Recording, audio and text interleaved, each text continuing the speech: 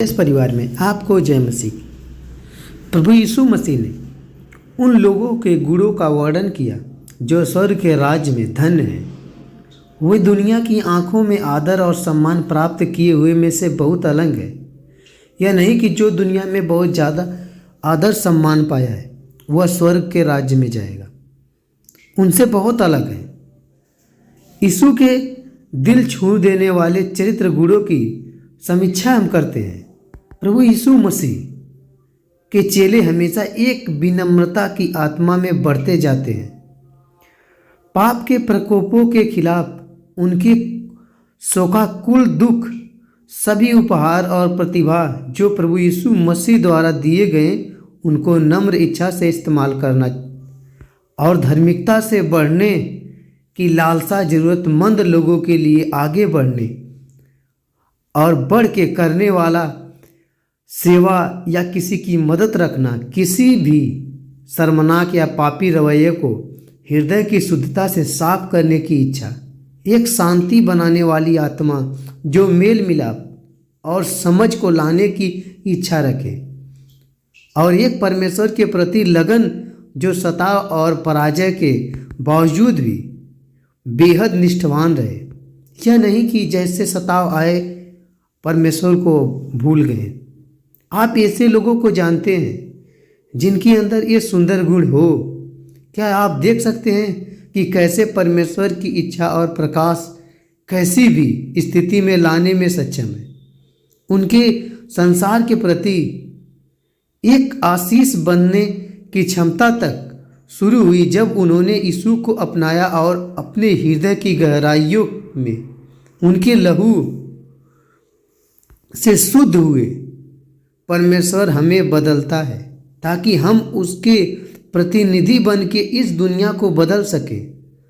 लेकिन यदि हम उन गुणों को छुपाते हैं जो परमेश्वर हमें देता है और संसार को नहीं दिखाते जो हमारे पास वो है, जो प्रभु ने हमें दिया है, तो उसका अनादर करते हैं। जो यीशु ने इस तरह वर्णन दिया है, तुम समूची मानवता के लिए नमक हो, किंतु यदि नमक की स्वाद बेस्वाद हो जाए तो उसे फिर नमकीन नहीं बनाया जा सकता। वह फिर किसी काम का नहीं रहेगा, केवल उसके कि उसे बाहर लोगों की ठोकरों में फेंक दिया जाए।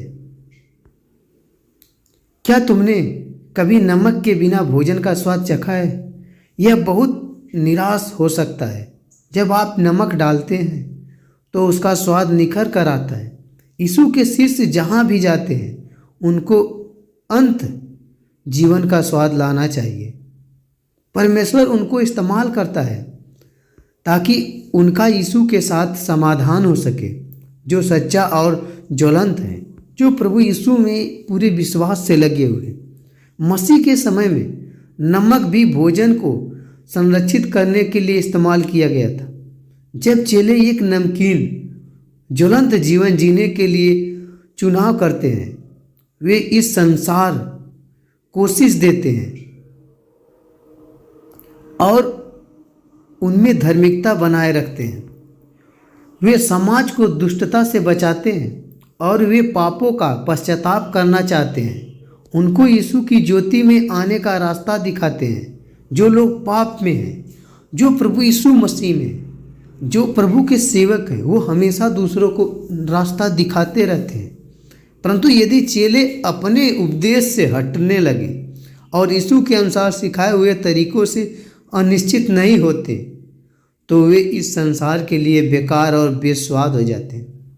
उनका कोई असर नहीं रह जाता और समाज में सड़ने गड़ने लग जाता है। यीशु ने एक रूप दिखाया जो उसके बदल देने वाले कार्य का हिस्सा बनती है। प्रभु ने कहा, तुम जगत के लिए प्रकाश हो, एक ऐसा नगर जो पहाड़ की चोटी पर बसा है, छिपाया नहीं छिपाया जा सकता। लोग दीप जलाकर उसकी बाल्टी के नीचे उसे नहीं रखते, बल्कि उसे दीवट पर रखा जाता है और वह घर के सब लोगों को प्रकाश देता है। लोगों को सामने तुम्हारा प्रकाश ऐसे चमके कि वह तुम्हारे अच्छे कामों को देखें और स्वर्ग की स्थिति तुम्हारे परम पिता की महिमा के बखान करें, लोगों से बताएं कि देखो परमेश्वर को यह मानता है। ये सबसे अलग है। एक गहरे घोर अंधकार की एक जगह की कल्पना कीजिए। सोचिए आप अंधेरे में चल रहे हैं और आप कुछ भी नहीं देख पाते। आपको शायद ठोकर लग सकती है या कुछ चुभ सकता है। ऐसा लगेगा कि शायद आप खो गए हैं। फिर सोचिए कि कैसा लगे जब कोई एक मोमबत्ती जला देता हो, अचानक बहुत ज़्यादा रोशनी आ जाए, अचानक से उसकी ज्योति से आसपास की चीज़ों का आकार दिखाई देने लगे।